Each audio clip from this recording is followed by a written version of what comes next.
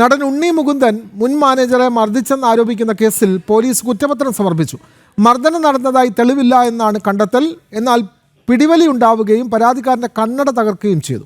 ജാമ്യം ലഭിക്കുന്ന വകുപ്പുകൾ പ്രകാരമാണ് കുറ്റപത്രം നൽകിയിട്ടുള്ളത്. വിവരങ്ങളുമായി ജിജീഷ് കരുണാകരൻ ചേരുന്നു. ജിജീഷ്, ഈ നടൻ ഉണ്ണി മുകുന്ദൻ മുൻ മാനേജരെ മർദ്ദിച്ചു എന്നതിന് മർദ്ദനം നടന്നതായി തെളിവില്ല എന്ന് കുറ്റപത്രത്തിൽ പറയുന്നുണ്ടല്ലോ. കൂടുതൽ വിവരങ്ങൾ.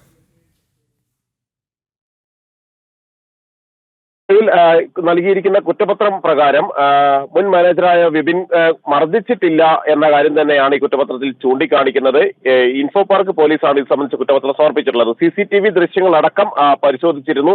ഈ CCTV ദൃശ്യങ്ങളടക്കം പരിശോധിച്ചാണ് പോലീസ് ഉണ്ണി മുകുന്ദൻ മർദ്ദിച്ചിട്ടില്ല എന്ന ഒരു നിഗമനത്തിലേക്ക് എത്തിയത്.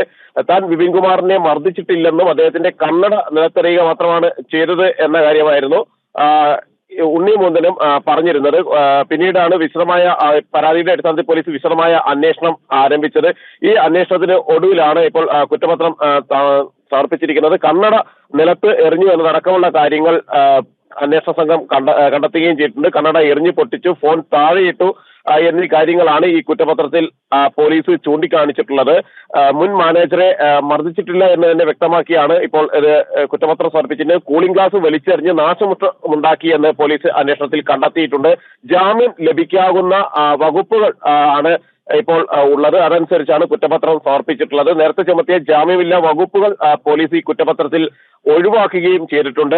തുടർന്നാണ് നേരത്തെ തന്നെ ഈ വിപിനും ഒപ്പം ഉണ്ണി മുകുന്ദനും തമ്മിൽ വലിയ തോതിൽ തർക്കങ്ങൾ നിലനിന്നിരുന്നു. ആ തർക്കങ്ങളുടെ ഒരു തുടർച്ചയായിട്ട് തന്നെയായിരുന്നു പിന്നീട് ഈ സംഭവങ്ങൾ ഉണ്ടാകുന്നതും ഈ തർക്കങ്ങൾ ഉണ്ടാകുന്നതും.